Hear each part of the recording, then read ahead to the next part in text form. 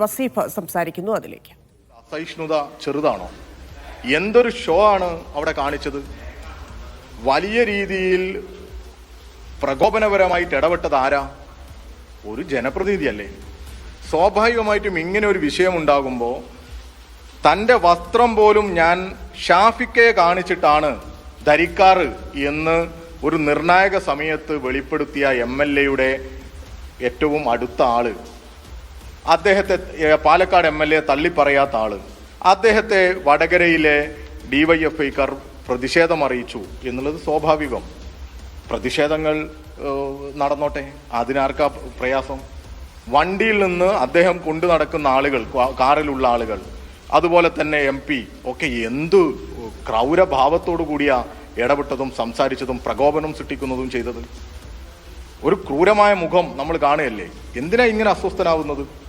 ഞങ്ങളെവിടെയും MP-യെ തടയാൻ തീരുമാനിച്ചിട്ടില്ല, തടയുകയുമില്ല.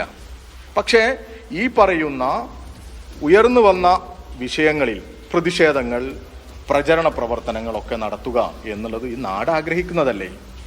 അതിനെ അങ്ങനെ മിണ്ടാതെ അങ്ങ് മാറി നിൽക്കണം എന്ന് പറയുന്നത് ശരിയാണോ? ഒരിക്കലും ശരിയല്ല എന്നുള്ളതാണ് ഞങ്ങൾക്കുള്ളത്, ഞങ്ങളുടെ അഭിപ്രായം. ഇവിടെ ഈ ഷാഫിയെക്കുറിച്ച് നമുക്കൊക്കെ അറിയാം. കുതന്ത്രങ്ങളുടെ ഏറ്റവും വലിയ ഒരു നേതൃത്വമാണ് ഷാഫിയുടെ കീഴിലുള്ളത്, ഷാഫിയുടെ നേതൃത്വത്തിലുള്ളത്. ആ കുതന്ത്രങ്ങളിൽ ഞങ്ങളുടെ DYFI സഖാക്കൾ വീണുപോകരുത്, നല്ല ജാഗ്രത കാണിക്കണം. പല കുബുദ്ധികളും ഷാഫിയുടെ നേതൃത്വത്തിൽ ഈ സമയത്ത്, കാരണം അല്പം വല്ലാതെ പ്രയാസപ്പെട്ടിരിക്കുന്ന സമയമാണ്, പല കുബുദ്ധികളും ഉയർന്നു വരാൻ സാധ്യതയുണ്ട്. പല കുതന്ത്രങ്ങളും ആലോചിച്ച് നടപ്പിലാക്കും. ആ കുതന്ത്രങ്ങളിൽ നിന്നൊന്നും, ആ കുതന്ത്രങ്ങളിലൊക്കെ പെട്ട് പോകരുത് എന്നുള്ളൊരു അഭ്യർത്ഥന ഞങ്ങൾക്ക് വടകരക്കാരോട് പറയാനുണ്ട്. ഈ വിഷയത്തെ വഴിതിരിച്ചു കൊണ്ടുപോകാൻ ബോധപൂർവമായി ഷാഫി പറമ്പിൽ MP-യുടെ നേതൃത്വത്തിൽ വലിയ ഗൂഢാലോചന നടക്കും. നല്ല ജാഗ്രത വേണം എന്ന് തന്നെയാണ് ഞങ്ങൾക്ക് പറയാനുള്ളത്. ഇന്ന് തടഞ്ഞതും ഈ മോശം വാക്കുകൾ പ്രയോഗിച്ചതും ഒന്ന് അബദ്ധമായി പോയോ ഭാഗത്ത്?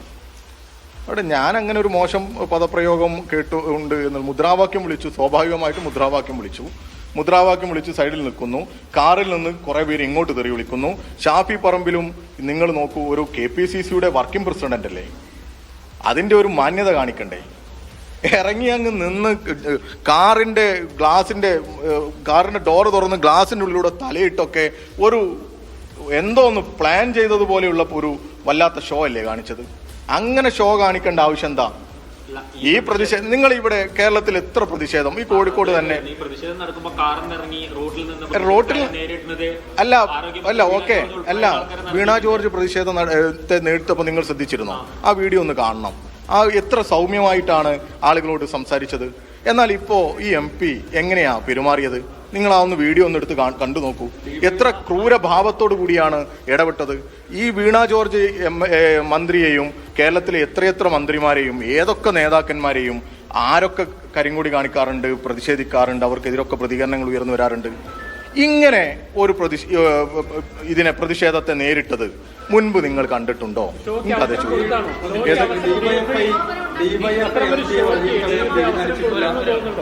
അല്ല, ഇതിലിപ്പോ സ്വാഭാവികമായിട്ടും ഉയർന്നു വന്ന ഒരു പ്രതിഷേധത്തെ വലിയ രീതിയിൽ പ്രകോപനം സൃഷ്ടിച്ച് വലിയ ഒരു അക്രമ സംഭവത്തിലേക്ക് കൊണ്ടുപോകാനുള്ള ആലോചനയാണ് MP നടത്തിയത്.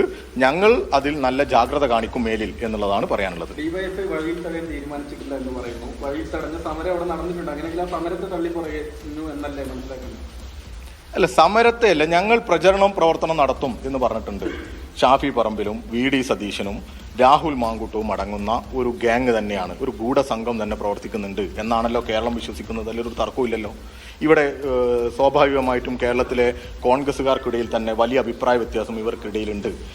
ആർക്കെതിരെയും ഇപ്പോൾ പ്രതികരിച്ച ഉമാ തോമസിനെതിരെ എത്ര ക്രൂരമായ വേട്ടയാടലാണ് നടത്തിയത്?